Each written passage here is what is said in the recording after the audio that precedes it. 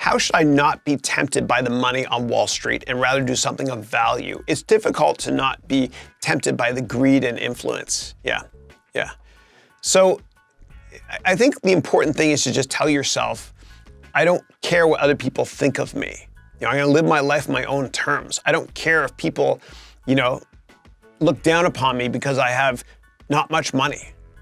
If money is the root of all evil. It really, really is. And if you chase money, you're going to lose your money and your dreams. But if you chase your dreams, as long as you're willing to fail a couple times, please fail a couple times. But if you chase your dreams, they will come true over time if you fail a couple times, I promise you. And the money will follow accidentally. It always does. Nobody that's started an incredibly massive corporation has done it with a negative attitude or a love only for money. Okay, Bill Gates loved software. He loved it. Back in the 70s when he said he wanted a PC on every desk in every home, people thought he was crazy. IBM, which stands for Industry's Biggest Mistake, or I've Been Moved, or Itty Bitty Machines, IBM and the Digital Corporation, which was bought by Compaq, which was bought by HP, which got split up. But those two companies laughed at Microsoft. And at that time, and a little before that time, they said there's only need for maybe 5 big computers in the world. He didn't care. He had all these naysayers, telling Bill Gates he's wrong. He dropped out of Harvard. He didn't care what people thought of that. He lived his life on his own terms. And you're going to crack up when you see this, but you want to see what they look like? Watch this. Early Microsoft picture. Here it is. They didn't care. That's Bill Gates down there. And that's Paul Allen, God bless him. He passed away recently, poor guy. But look at this. Look how fashion conscious they were. Do you think they care what people thought? No, I'm sure Bill hired a stylist later, right? That was 1978, the staff. And I saw something else here. Bill Gates got, he got arrested. And actually it was in Albuquerque when he was making the Altair operating system with Paul Allen in the early days. He was in a car and he was driving too fast and he kind of made a joke out of it, whatever. He doesn't give a damn. He didn't care what people thought of him there, that picture. He didn't give a damn when he was in New Mexico there. He didn't care. And the same thing with Mark Benioff, brilliant humanitarian and the largest employer in San Francisco. I used to work in the same building as him at One Market Plaza. And I remember I remember seeing Mark on the main floor walking his Labrador, beautiful dog, with his Hawaiian shirt untucked, which is awesome. But he was walking his dog in bare feet in the public lobby. He didn't care, nor should he. He never cared. Steve Jobs never cared what people thought of him. When he worked at Atari and Activision, he would show up having not showered, for weeks. Please shower. But, and they made him work the night shift because of that. He didn't care. They don't care. J.K. Rowling was an assistant. She hated her job. She hated it. She despised it. Poor thing was a single mother. And she was rejected by like 30 different publishers before one of them finally said yes to the Harry Potter series. I'm sure she's happy in hindsight. She failed 29 times or however many times it was. So I want you all to fail as much as you can when you're chasing your dream. And Rohit, your question was about not being tempted by money on Wall Street. You got to ask yourself before any job or any career, why do I want that job? Why? And that why has to be something that makes you incredibly happy, okay? It can't be just because you want to make a lot of money, because I'm telling you, money does not buy you happiness. Money actually there's a lot of problems with money. And if you get a chance, read that book. And Mary, earlier in the call, you asked for more books to read. Read a book called The Millionaire Next Door. It's about somebody that lives below his means. I want you to live below your means. And, live your life in your own terms and just not give a damn.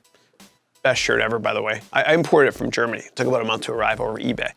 Not give a damn what anybody thinks, but just don't, please, Rohit, don't go to Wall Street just because you want to make money. You got to do it because you love doing what you're doing.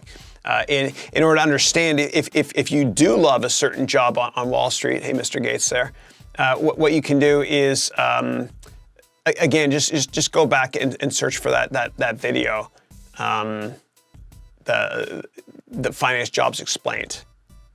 Right here, yeah. So do a search, go to my vlog and just search for Finance Jobs Explained, and this will explain the different roles. And if one of them seems interesting to you, then think about pursuing it. But don't do it just because of money.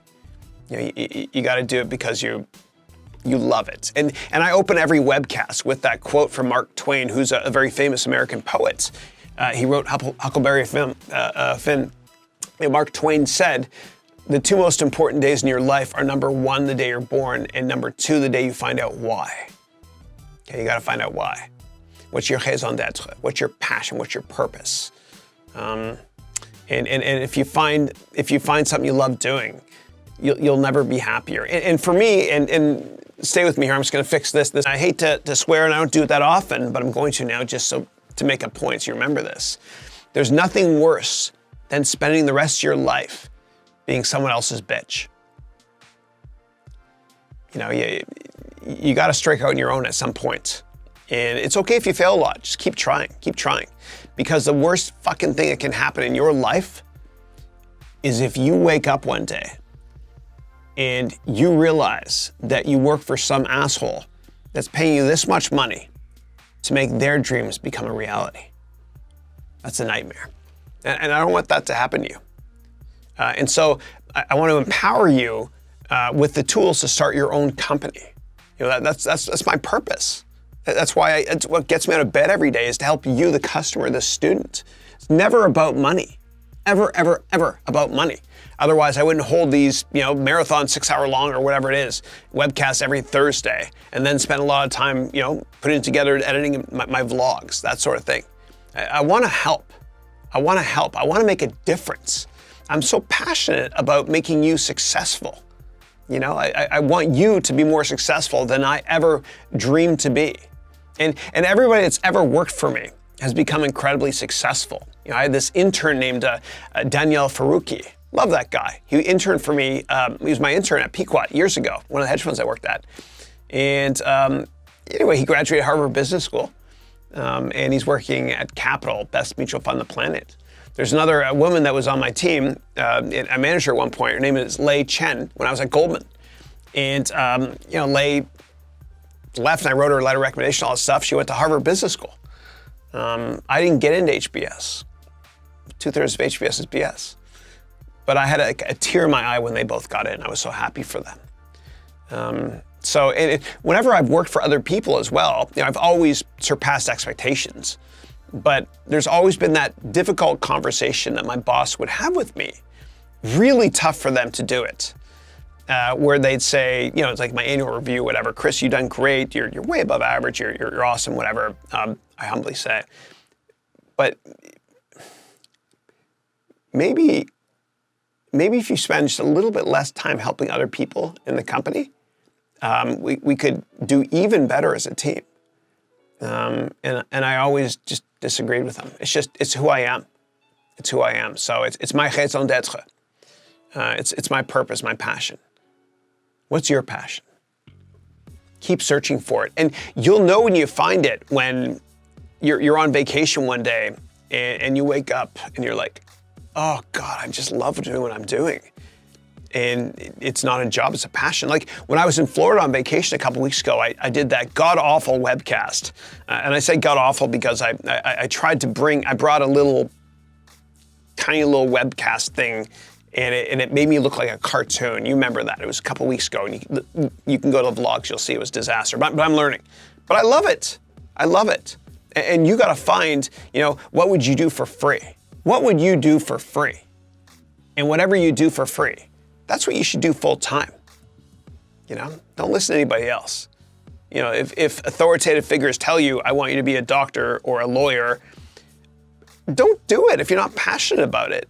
I love doctors, but if being around blood in hospitals is depressing for you and it's not fun, then don't do it.